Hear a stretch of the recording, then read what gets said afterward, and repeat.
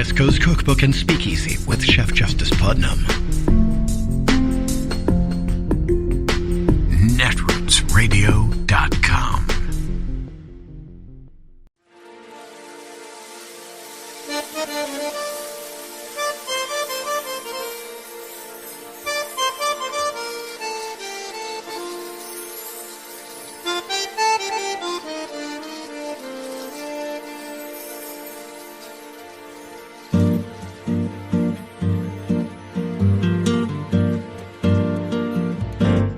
Je voudrais du soleil vert, des dentelles et des théières, des photos de bord de mer, dans mon jardin d'hiver. Je voudrais de la lumière, comme en Nouvelle-Angleterre.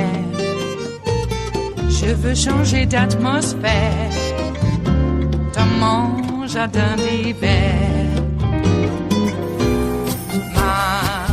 À fleurs sous la pluie de novembre, tes mains qui courent, je n'en peux plus de t'attendre.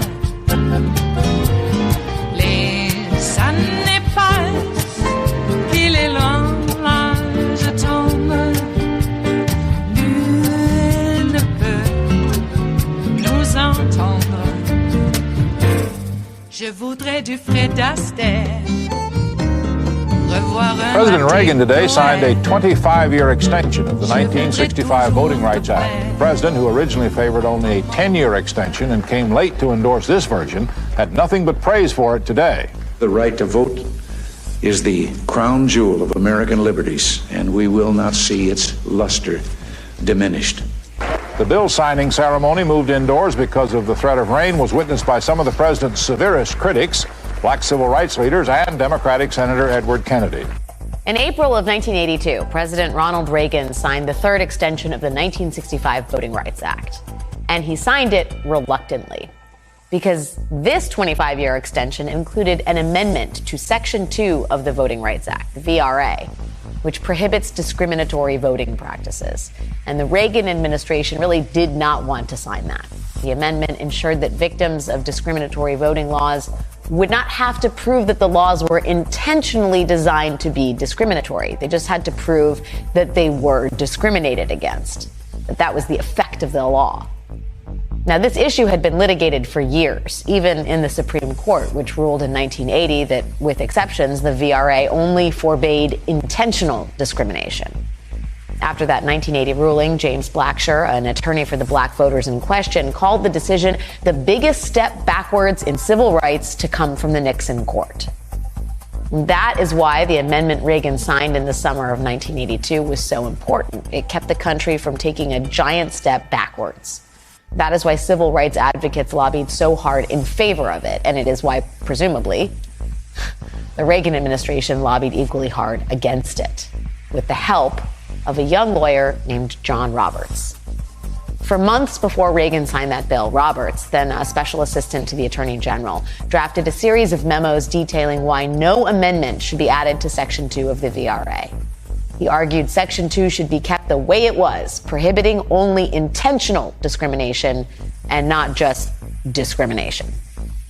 Roberts argued that violations of the Voting Rights Act should not be made too easy to prove, since they provide a basis for the most intrusive interference imaginable by federal courts into state and local processes.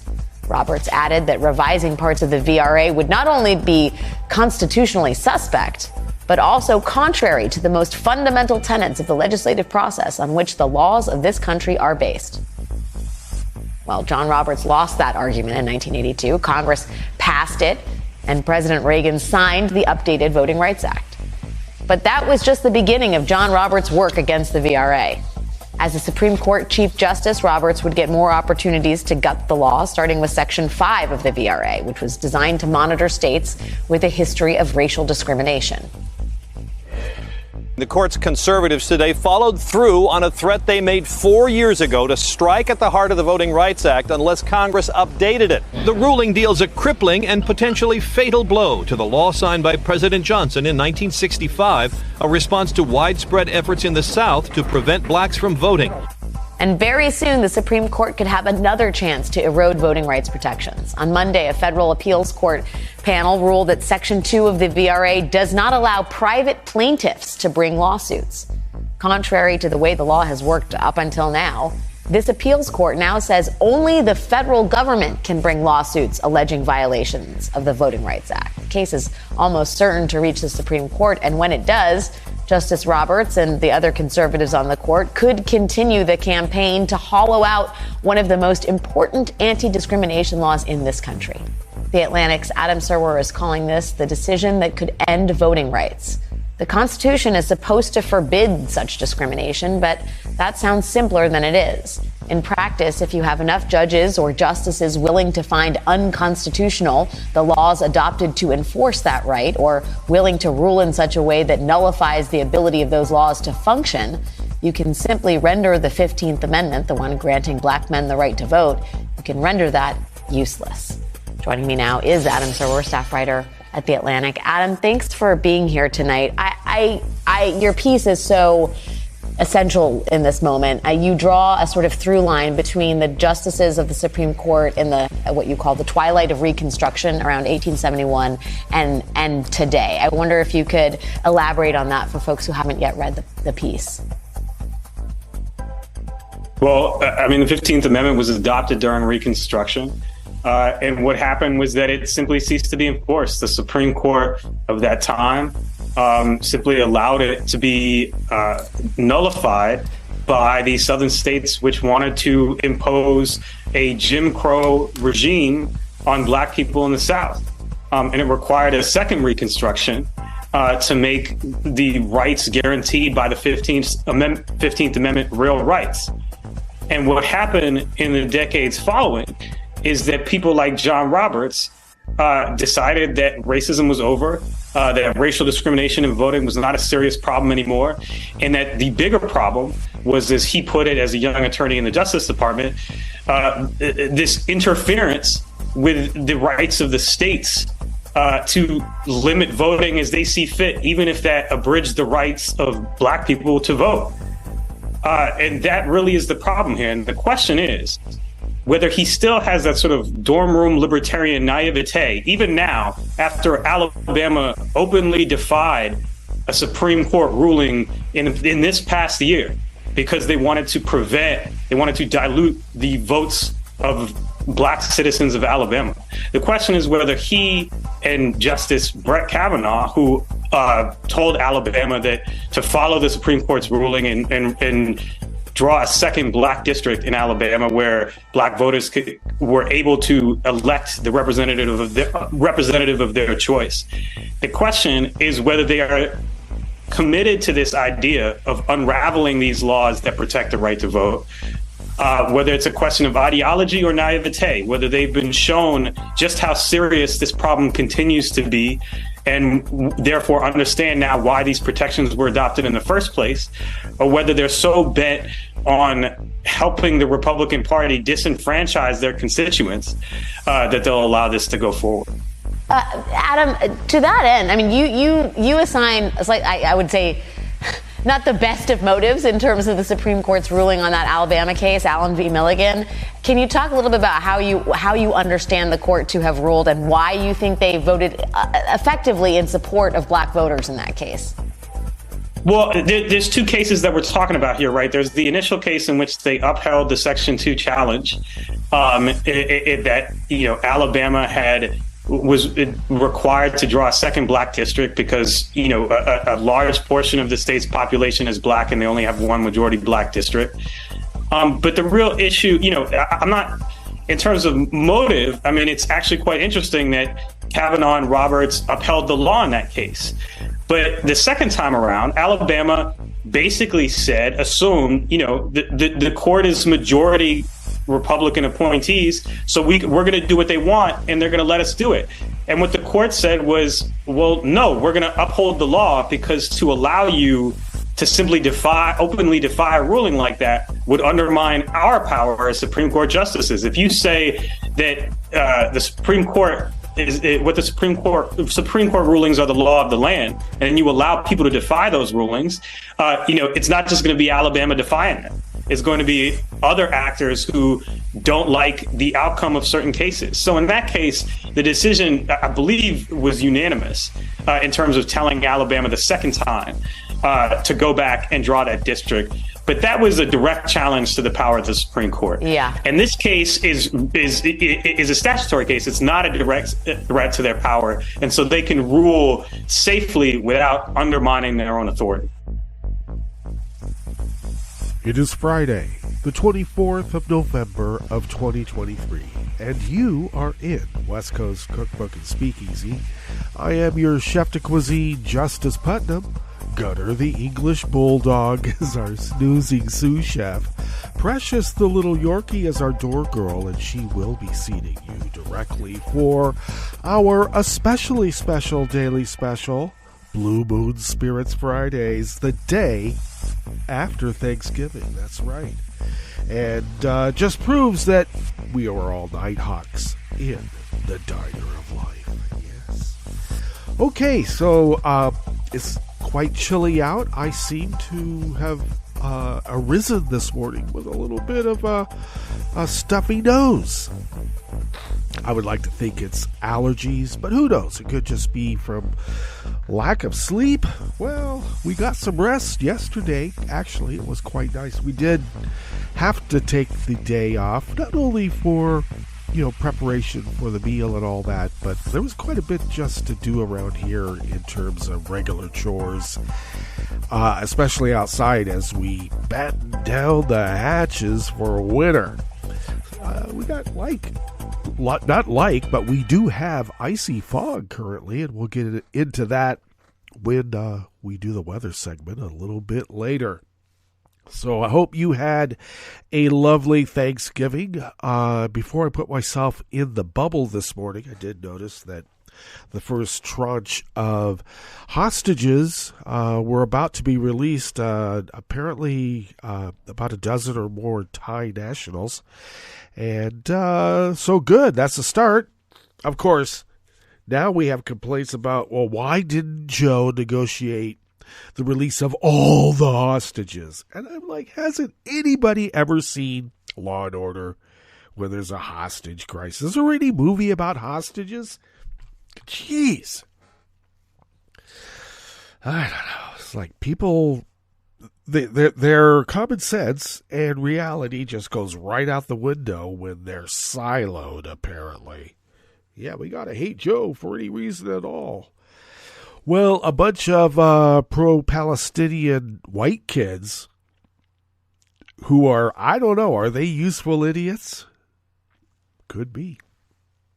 But nonetheless, they're ostensibly pro-Palestinian, and they decided to glue their hands to the pavement at the New York Macy's Day Parade. Are they serious? Signs that read, Joe has blood on his hands. And when the NYPD snatched them up off of the pavement and pretty much just tore the skin off the palms of their hands, yeah, I guess they kind of left their blood on the pavement there in New York. And then they got booed. Oh, Jesus. Good thing they weren't in Philadelphia. Jeez, they'll do more than boo you there. Oh, what idiots. Well, it's total AstroTurf, and we know that. It makes no sense, but it does tickle certain aspects of the electorate, and that's what it's meant to do. We're working on margins again, folks. They're trying to take our vast majority of votes and whittle it down some. Well, we'll see how it works this time. I think we might be up to or we're on to their games. I think we are. Well, with my nose stuffed up as it is, and it being Friday, why don't we just go ahead and give you a rundown on what we have in store for you here in this salon that we call West Coast Cookbook and Speakeasy. Yes, at the top, the new federal appeals court ruling that undermines Section 2 of the Voting Rights Act is expected to test the racial reality of John Roberts' long dedication to attacking the law. He wants to get rid of it because, well, that was his prime directive. It is. It still is. On the rest of the menu, retailers are ready to kick off Black Friday today, just as shoppers pull back on spending. A Florida judge ruled a lawsuit blaming Tesla's autopilot for a driver's death could go to trial. And a Georgia Supreme Court ruling prevents a GOP-backed commission from beginning to discipline and remove liberal prosecutors. Yeah. Okay. After the break, we move to the chef's table where Britain's conservative government pushes for tax cuts in hopes of bolstering its electoral chances. You would think tax cuts across the board, but it's only for businesses and a few rich people. Sound familiar? And 3 New Zealand political leaders say they've reached an agreement to form the next government. All that and more on West Coast Cookbook and Speakeasy. Bon appetit.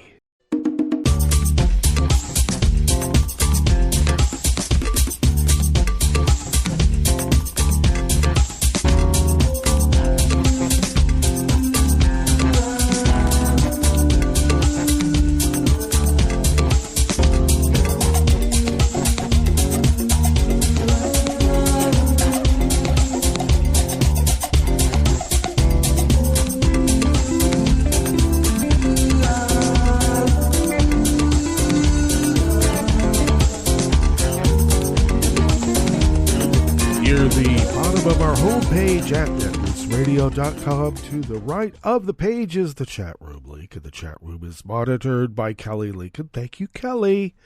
Across the page to the left from that chat room link, near the bottom of our homepage at netrootsradio.com, is the link to our Patreon page. And if you could become a recurring Patreon of Netroots Radio, and if you could send us, I don't know, how about an espresso-type coffee drink? If you could afford to send the funds for that to us once a month, thus becoming a recurring Patreon of Netroots Radio, it really does help us pay the bills and all the other costs incurred running this powerhouse of resistance. And this is the time of year when the bigger payments are expected. Isn't that odd how they schedule that? But your help is greatly appreciated, and thank you. Thank you for allowing us to fulfill our civic duty as the founders originally intended so many, many years ago. If you would like to follow Netroots Radio on Twitter, Mastodon, Spoutable, Blue Sky, Facebook, you could do so at Netroots Radio. Tom takes care of those. Except for Facebook, Kelly takes care of that. So there. Thanks, Tom. Thanks, Kelly. Follow me on Twitter, Mastodon, Spoutable, Blue Sky, Instagram, Tumblr, Facebook, yada, yada, yeah, at Justice Putnam, okay?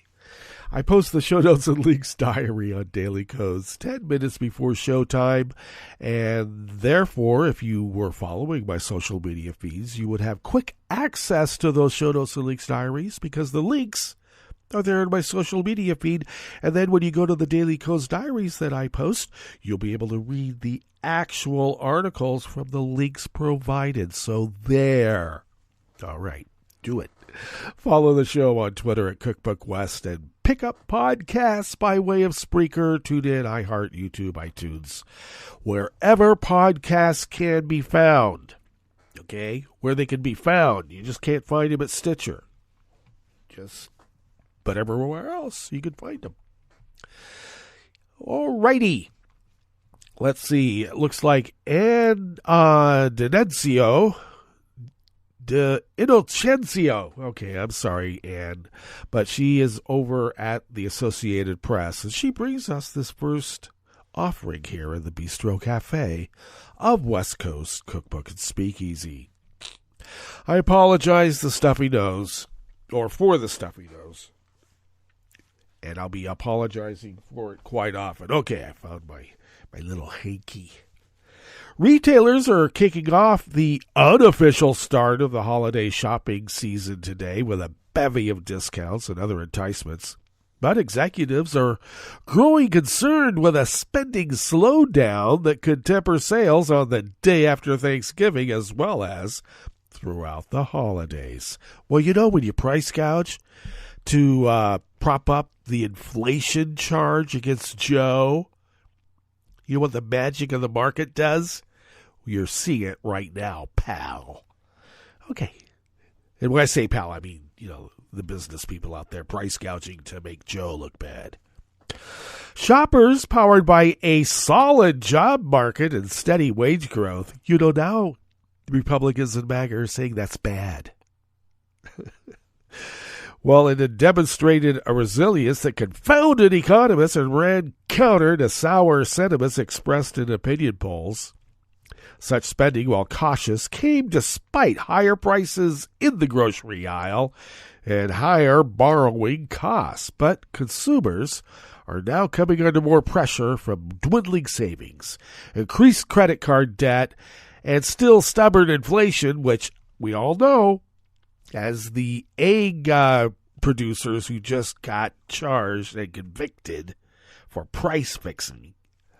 They've been gouging. And then calling it stubborn inflation. Yeah, stubborn price gouging. In fact, shoppers cut their buying in October, ending 6 straight months of gains. Shoppers have gotten some relief from easing inflation, but many goods and services like meat and rent are still far higher than they were just 3 years ago. I love it when they say meat, they only mean beef. As if turkey isn't meat. And it's gone down, as we know. The latest quarterly results from a string of retailers, from Walmart to Best Buy, have reported a weakening consumer. Well, I don't shop at Walmart, so they don't have my numbers. Walmart said it noticed shoppers cutting back in October and offered a muted annual sales outlook. Best Buy, the nation's largest retailer, said shoppers are trading down to cheaper TVs. And Target said shoppers are waiting longer to buy items. Oh, my God. Fiscal responsibility, what a terrible thing. For example, instead of buying sweatshirts or denim back in August or September, they held out until the weather turned cold. Oh, my. Even luxury retailers are noting their shoppers are feeling pinched. Yeah, you know what's a drag about your mega yacht these days is just how much it costs to, dock it. They do it by the foot. Many retailers had already offered fewer goods for this holiday season and have pushed holiday sales earlier in October than last year to help shoppers spread out their spending. An early shopping push appears to be a trend that only got more pronounced during the pandemic when clogs in the supply network in 2021 made people buy early for fear of not getting what they wanted. But retailers said that many shoppers will be focusing more on deals and will likely wait until the last minute.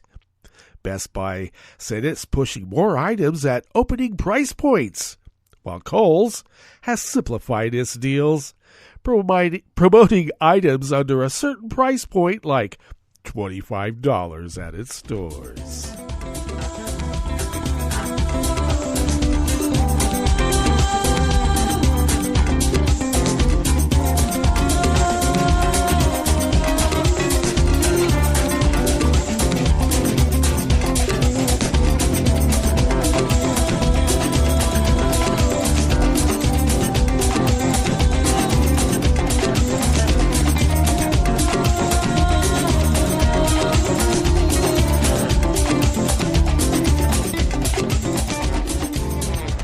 Spencer at the Associated Press brings us this next offering here at the Bistro Cafe of West Coast Cookbook and Speakeasy, Blue Moon Spirits Fridays. A jury should decide whether Tesla and Elon Musk oversold the capabilities of the electric car company's autopilot system and caused the fatal crash of a software engineer who engaged it, took his hands off the steering wheel, and seconds later slammed into a truck, a Florida judge has ruled. Circuit Judge Reed Scott rejected Tesla's motion to summarily dismiss Kim Banner's lawsuit, accusing the company of causing her husband, Jerry Banner's death in 2019. In a 23-page ruling, Scott found that Kim Banner's attorneys presented sufficient evidence to let the case proceed to trial sometime next year. Scott also found that Banner can seek punitive damages from the company that, if awarded, could reach millions of dollars. Scott, citing other fatal crashes involving autopilot, wrote last week that there is a genuine dispute over whether Tesla created a foreseeable zone of risk that posed a general threat of harm to others. Autopilot is supposed to automatically steer and brake the car when engaged. The judge had ordered his ruling sealed, but they were mistakenly available on Wednesday on the Palm Beach County Court Clerk's website. They were taken down shortly after the AP retrieved the ruling.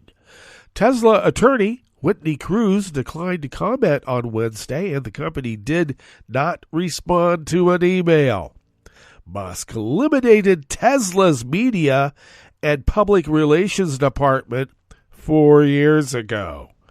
Banner attorney Trey Lital said in a Wednesday statement that Scott's ruling shows how Tesla's conduct was not just negligent, but involved intentional and reckless decisions that led to the deaths of customers, including Jeremy Banner.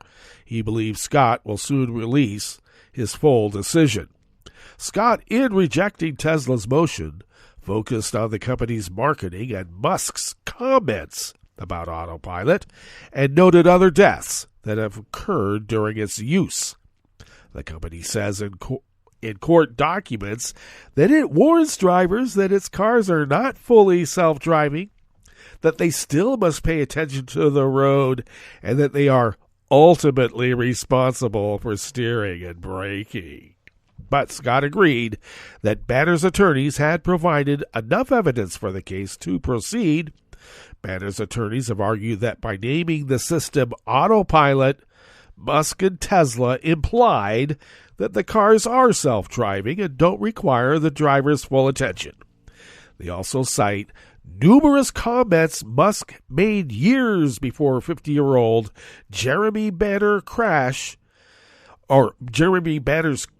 saying that autopilot was better than human drivers and soon would be autonomous. The attorneys also point to a 2016 marketing video for autopilot that is still on the company's website. It begins with a statement reading, "The person in the driver's seat is there only for legal reasons. He is not doing anything. The car is driving itself." The Tesla then maneuvers through a town on winding roads and traffic.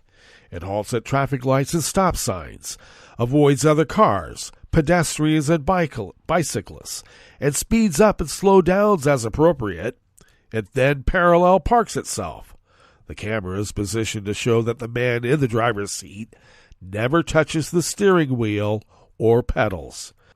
Under questioning by Banner's attorneys, Tesla employees revealed that the car in the ad was programmed with mapping software, not available to the public, and still performed poorly, and even ran into a fence while filming.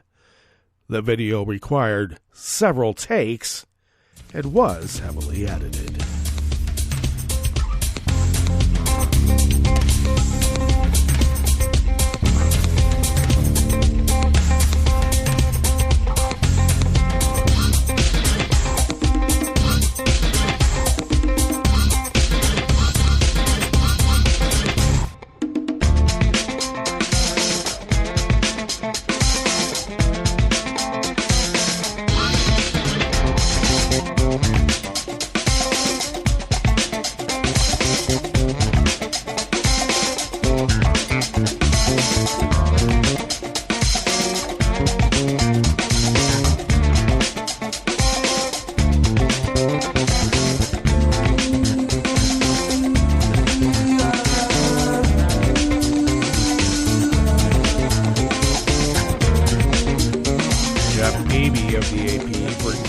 final offering here in the Bistro Cafe of West Coast Cookbook and Speakeasy.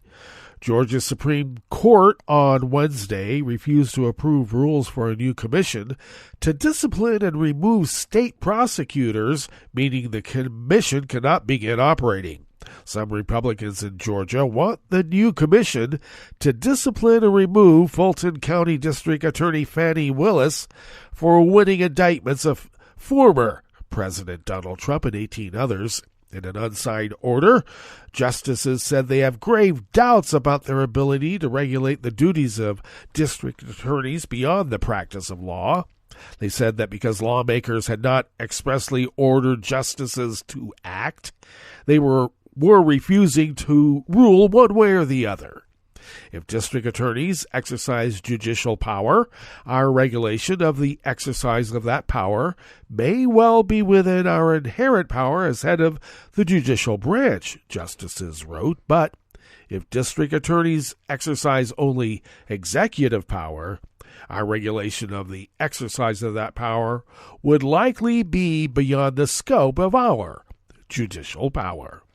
State Representative Houston Gaines, an Athens Republican who helped guide the law through the state house earlier this year, said he believed lawmakers could, as soon as January, remove the requirement for the court to approve the rules, letting the commission begin operating. Georgia's law is one of multiple attempts by Republicans to control prosecutors they don't like. Republicans have inveighed against progressive prosecutors. They mean just simply liberal ones, by the way, after some have brought fewer drug possession cases and sought shorter prison sentences, arguing Democrats are coddling criminals. And they say that with a straight face, while the guy they're coddling has 91 indictments, separate indictments, felony indictments. Beyond the hurdle of state Supreme Court approval of rules, 4 district attorneys are suing to overturn the commission, arguing that it unconstitutionally infringes on their power. Sherry Boston, the Democratic district attorney in suburban Atlanta's DeKalb County, and one of the 4 plaintiffs, said in a statement that the order shines a fundamental light on the fundamental failings of the law. We are pleased that the justices have taken action to stop this unconstitutional attack on the state's prosecutors, Boston said. A Georgia judge in September denied a request to freeze the law from the 4 district attorneys, suggesting she will ultimately rule against their lawsuit. The plaintiffs argue prosecutors are already changing their behavior because they're worried about getting investigated. Opponents say the law creates a bias in favor of prosecuting people, but supporters, including Georgia Attorney General Chris Carr, argue that, and he's a Republican, by the way, argue that if district attorneys don't prosecute, they're violating their oaths of office. Well, the law raises key questions about prosecutorial discretion, a bedrock of the American justice system that allows prosecutors to decide what criminal charges to seek and how heavy of a sentence to pursue. They were certainly fine with prosecutorial discretion until that discretion was aimed at, well, the most corrupt president in the history of the United States of America. All right, let's go to our break. And when we get back from that break, we will go through weather from around the world, and we will finish up with the stories that we've curated for you today. You're listening to West Coast Cookbook and Speakeasy, and we will be right back. You are listening to netrootsradio.com. Please hang up and try again.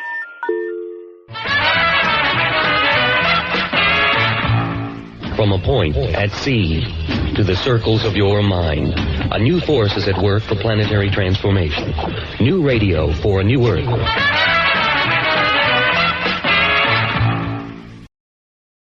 This is Take Two Movie Review. I'm Clinton Johnston. This week, my marvelous guesses. There are so many moving parts to feature films, so many cooks, so many masters, so many schedules, so many deadlines. Anytime you see a good movie, you should be amazed. And anytime you see a great movie, you should celebrate a miracle. And The Marvels reminds me of that, because it's okay, it's fun, but it's not as good as what I've come to expect from Marvel cinemas. And I smell money. My guess is things were done or not done because the dollars didn't support what made sense. Cause, and I hope it was different for you, I could see good parts, but for me the film just didn't click. First off, the tone felt unfocused, and maybe it was having to wrangle these three characters. Cause Kamala Khan is all quirky and cute and funny and small and local, but also earnest and family, while Carol Danvers is epic and the baddest person in the room with a little bit of wry humor on the side, and Monica Rambeau is...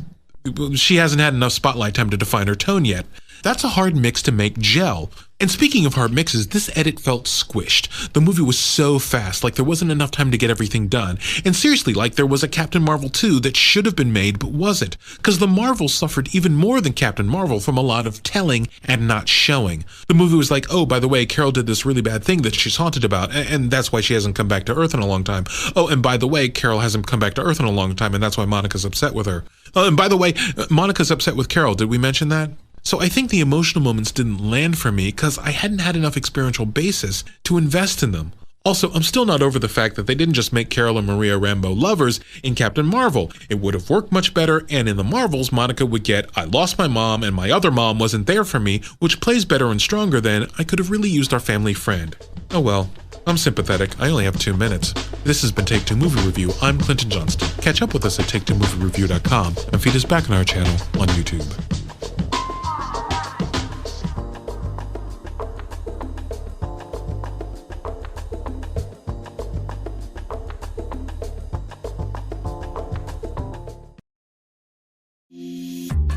This program is presented by the Centers for Disease Control and Prevention.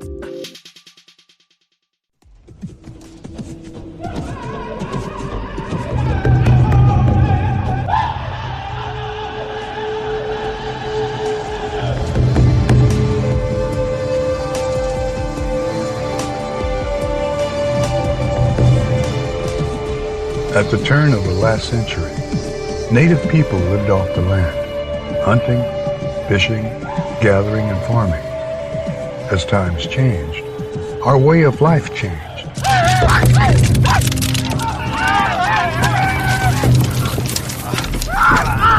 Many of us were not as physically active as we used to be. Our land was not used to grow, gather, and hunt traditional foods as in the past. The changes to our culture have had a devastating impact. Our tribal and reservation communities have suffered a dramatic rise in illness from a dangerous disease, type 2 diabetes.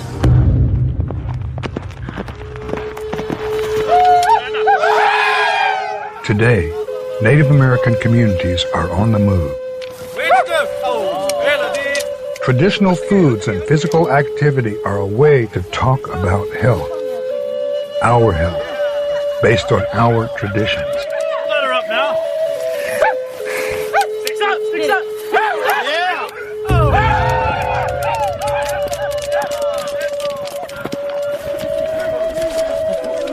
Oh, hey, it's Wes.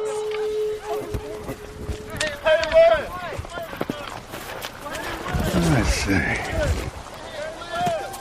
We women are running them into the ground, Wes. They need your skills out there. I could use the exercise, but no. Don't worry, Studi. We made the poll short. I bet you score quick today.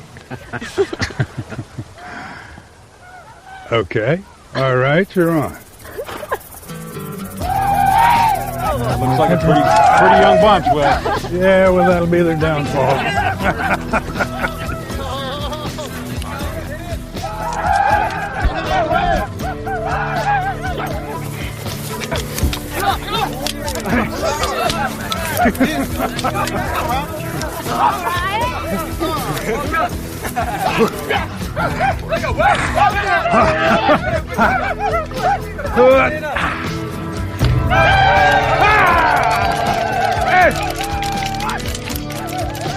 The old man still got it, Blossom.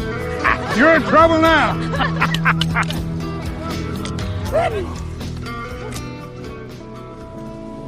We have wonderful food for everybody. Looks healthy. Looks like it might taste good, too. We've prepared some of our traditional food to honor what you plan to share with us today. And I am honored to have been invited to share your table, share your story for all the nations to hear. A story about how a return to traditional foods, healthy traditional foods, and an active lifestyle can help prevent obesity and type 2 diabetes or control them. Everybody knows somebody who has diabetes, Wes. Listen to our elders.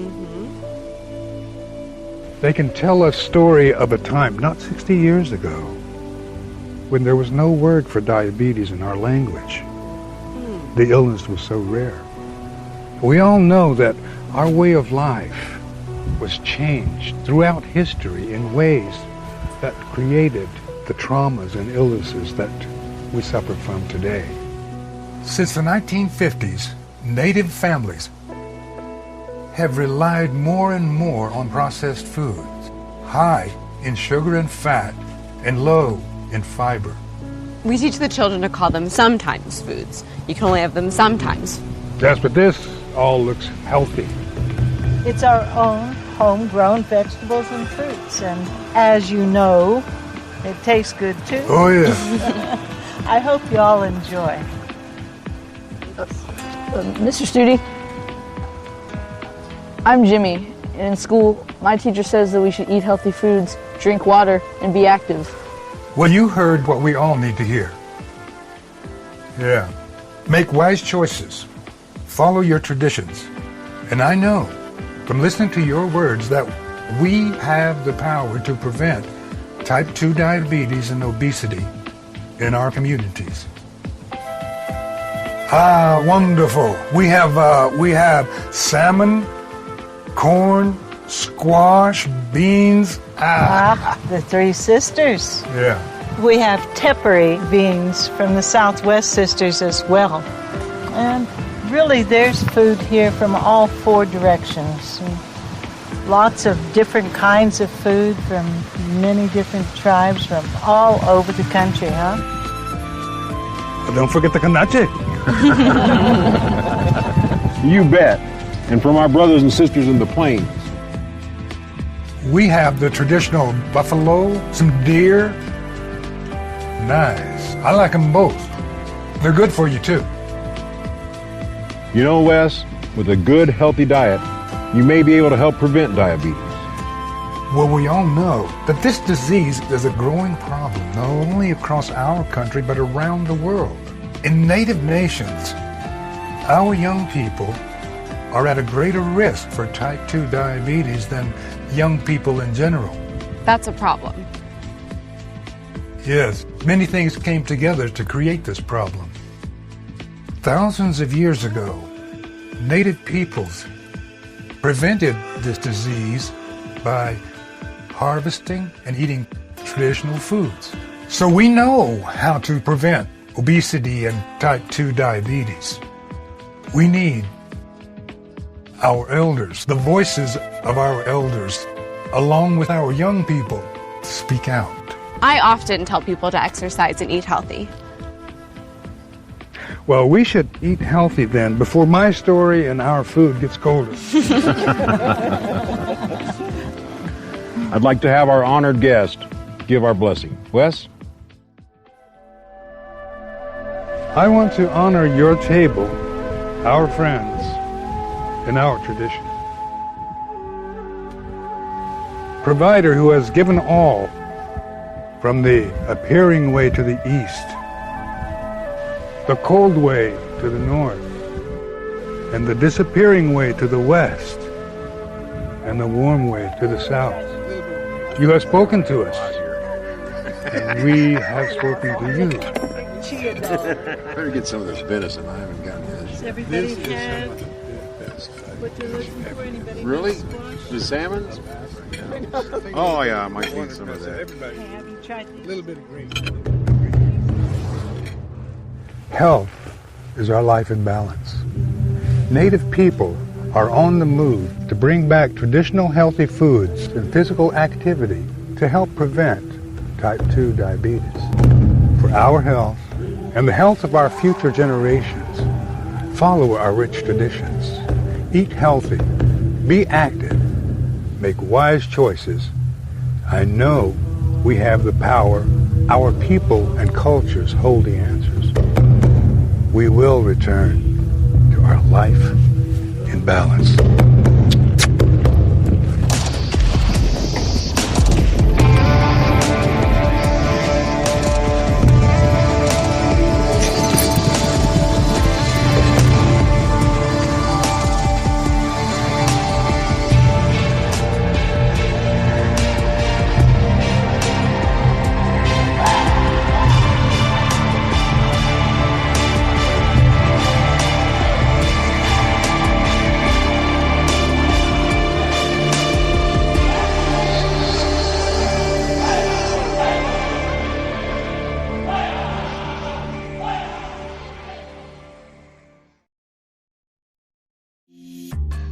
For the most accurate health information, visit www.cdc.gov or call 1-800-CDC-INFO. Hi, I'm Tom Hartman, and since you're listening to netrootsradio.com, show your progressive side and go to the donate button on the bottom of the homepage. It's progressives like you who power Netroots Radio and keep the progressive message beaming everywhere 24 hours a day. Just go to our donate button at the bottom of netrootsradio.com. Thank you for keeping progressive radio at full power.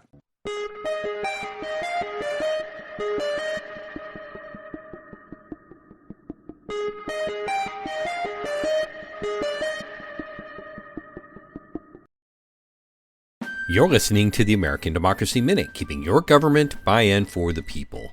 After months of campaigning, intrigue, impeachment threats, and partisan hardball, oral arguments were finally heard November 21st on the constitutionality of extreme gerrymanders in Wisconsin's state assembly and Senate maps.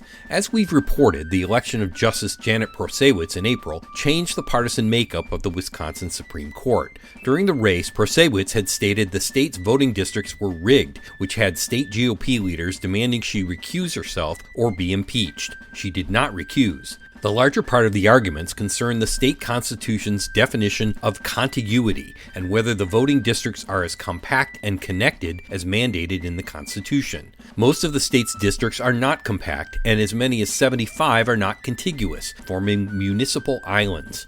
A decade of manipulation of the districts has led to an inflated GOP majority in the legislature, despite almost equal numbers of Republican and Democratic voters. This manipulation resulted in a 64-35 majority in the Wisconsin Assembly and a 22-11 majority in the Senate. Lawyers representing a conservative group argued that the case should have been filed earlier, and attorneys for GOP assembly members suggested that new maps could unseat reps elected under the existing maps just last fall. A decision on the case is expected early next year. We have links to more details at AmericanDemocracyMinute.org. I'm Brian Beal. I'm Rick Smith, and this is Labor History in 2. On this day in labor history, the year was 1947. That was the day that the U.S. House of Representatives found 10 Hollywood writers and directors in contempt for alleged ties to communism. The decision was based on the House Un-American Activity Committee's finding the 10 to be in contempt the week before. More than 40 screenwriters, directors, and producers were brought before the committee to testify about the allegations of rampant communist activities in the movie-making industry. During the Cold War, fear of communism reached a fevered pitch. This included the fear that communists were infiltrating Hollywood to spread their message to the public through the movies. 10 refused to answer the committee's questions or to name names of other potential communists. Each of the 10 was fined $1,000, sentenced to a year in prison, and blacklisted from working in Hollywood. Perhaps the most well-known of the 10 was one of Hollywood's leading screenwriters, Dalton Trumbo. He served 11 months in federal prison for refusing to cooperate. While he was blacklisted, he wrote the screenplay for Roman Holiday, the romantic film starring Gregory Peck and Audrey Hepburn. Since Trumbo could not take credit for the film, another screenwriter friend put his name on it. Roman Holiday won the 1953 Academy Award for Best Screenplay. 3 years later, another Trumbo script, The Brave One, also received the Academy Award. Finally, in 1960, Trumbo worked on Stanley Kubrick's acclaimed film Spartacus. Kubrick refused to remove Trumbo from the credits, busting the blacklist. In 2015, actor Bryan Cranston starred in a film about Trumbo's life. During the House Un-American Activities Committee hearings, the Screen Actors Guild passed a resolution that members had to disavow any ties to the Communist Party. They also elected actor Ronald Reagan president of their union. Like what you hear? Check out more at laborhistoryin2.com.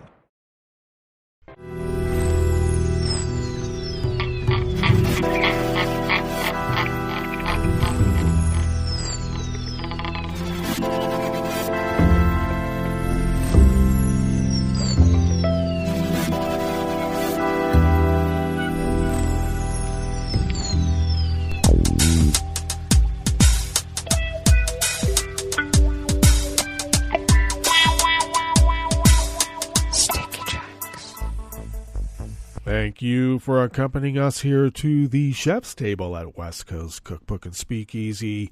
Blue Moon Spirits Fridays, because we are all night hawks in the diner of life.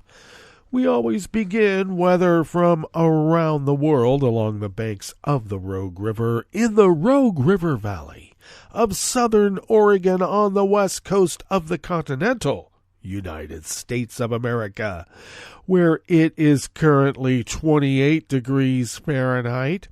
Says partly cloudy conditions, but as I look out the window here at the mothership, it is quite foggy, and at 28 degrees, that means it is an ice fog. Should have sunny conditions later on in the day with highs near 50, winds light and variable. Clear skies overnight with lows in the mid to upper 20s. Winds light and variable, and sunny tomorrow, Saturday, with highs again around 50, winds light and variable.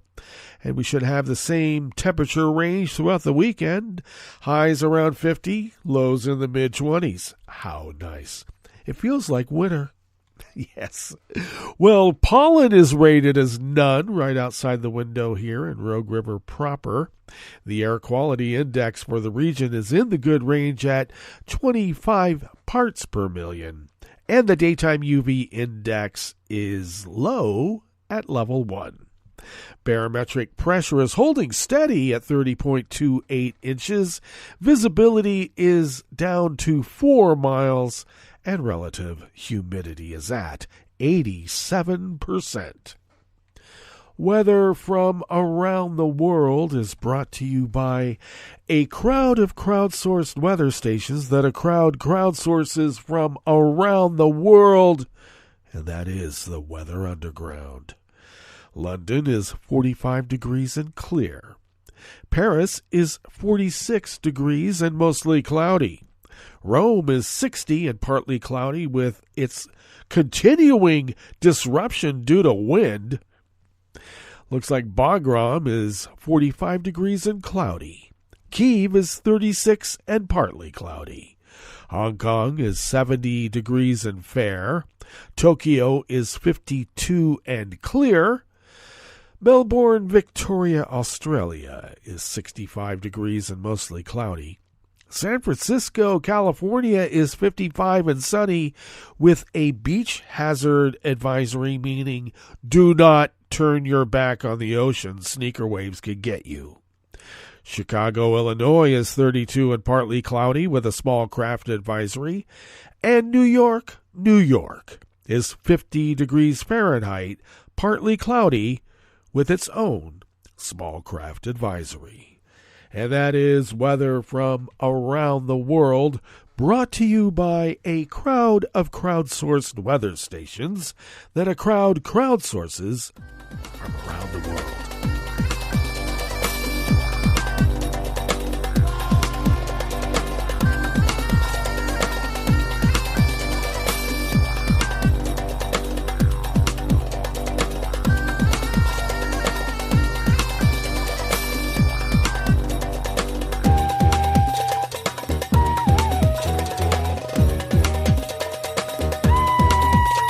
Pilas of the Associated Press brings us this first amuse-bouche here at the Chef's Table at West Coast Cookbook and Speakeasy Blue Moon Spirits Fridays.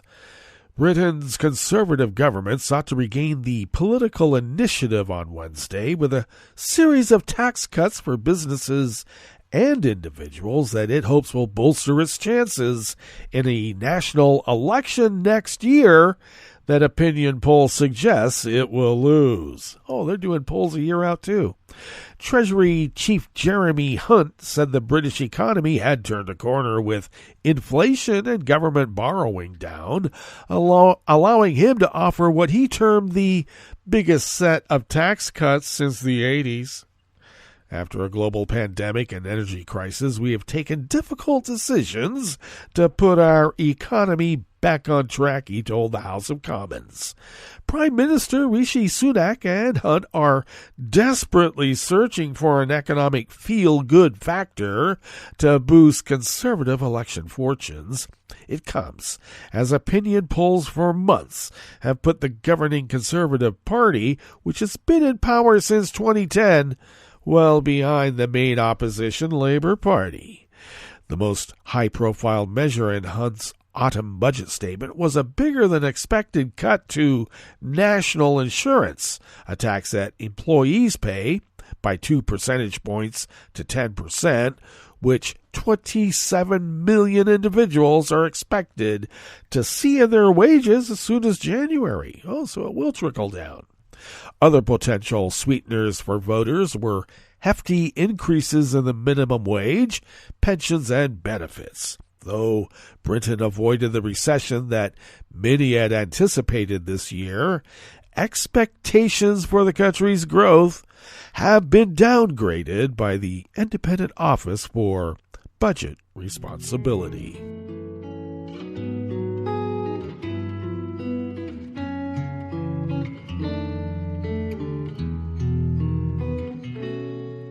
Je te donne ce mon amour pour la vie entière, la promesse de me trouver à tes genoux. Aussitôt que tu m'appelles, rester toujours fidèle, c'est tout, c'est tout. Je te donne tous mes printemps, mes étés de mer, mes automnes quand les feuilles tombent partout. Si ce n'est pas une bonne affaire, je te donne tous mes hivers. Nick Perry of the Associated Press brings us this final amuse-bouche here at the Chef's Table at West Coast Cookbook and Speakeasy. 3 New Zealand political leaders said yesterday, Thursday, that they have reached an agreement to form the next government, pending a final sign-off from their parties, which they expected within hours. The 3-party leaders said they expected to hold a formal signing ceremony today at Parliament. The announcement brought to an end nearly 6 weeks of negotiations since New Zealand held a general election on the 14th of October. What has never been in question is that former businessman Christopher Luxon will be the next prime minister after his Conservative National Party won 38% of the vote, the largest proportion of any party. Get that? 38%. What has been at play is what policies the 3 parties can agree upon to jointly govern and what positions various lawmakers will hold. The parties went into the election campaign with different policies on tax, race relations, and economic management. Luxon said they would release details of their agreement today. Under New Zealand's proportional voting system, parties typically need to form alliances in order to command a governing majority. Luxon negotiated with David Seymour, the leader of the Libertarian ACT Party, ACT, which won 9% of the vote, and Winston Peters, the 78-year-old maverick leader of the populist New Zealand First Party. We can imagine what that means. They won an astounding number, 6%. Okay, On the election night count, the closely aligned national and ACT parties had just enough votes to govern, but a final count, which included special votes, changed the equation and made for the tougher three-way negotiations. Outgoing Prime Minister Chris Hipkins, who decided he would not work with Peters, had already conceded to Luxon on election night. Hipkins, who leads the Liberal-Labour Party, held the top job for just 9 months. He took over when Jacinda Ardern, who unexpectedly stepped down in January, saying she no longer had enough in the tank to do the job justice. Ardern won the previous election in a landslide, but her popularity waned as people got tired of COVID-19 restrictions and inflation threatened the economy, and it just shows that the agitprop worked around the world. All right, that brings us to the end of our broadcast period for the day and the week. But you do know Netroots Radio broadcasts on, and we will meet up here on Monday for River City Hash Mondays. So do stay tuned to Netroots Radio all day, all night, and all weekend for all the breaking news as it breaks. And we will meet up here on Monday, right here, in West Coast Cookbook and Speakeasy. Bon appetit.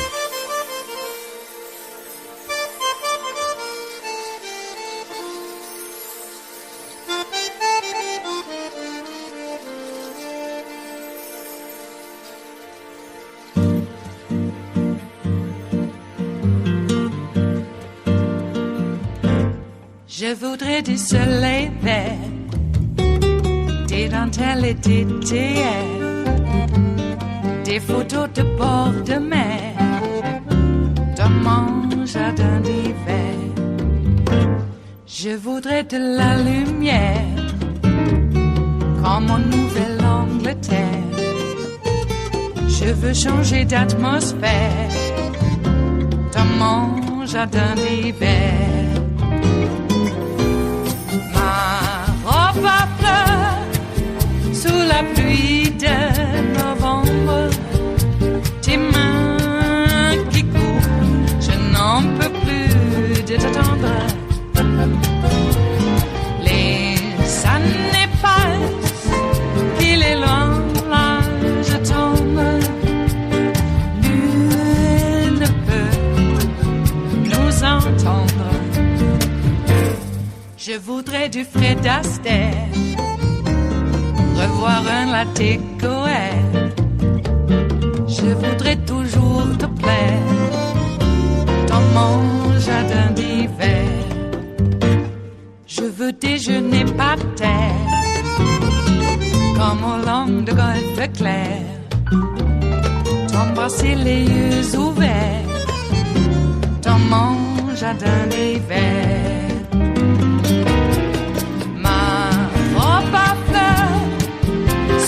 Pluie de novembre, tes mains qui courent, je n'en peux plus de t'attendre.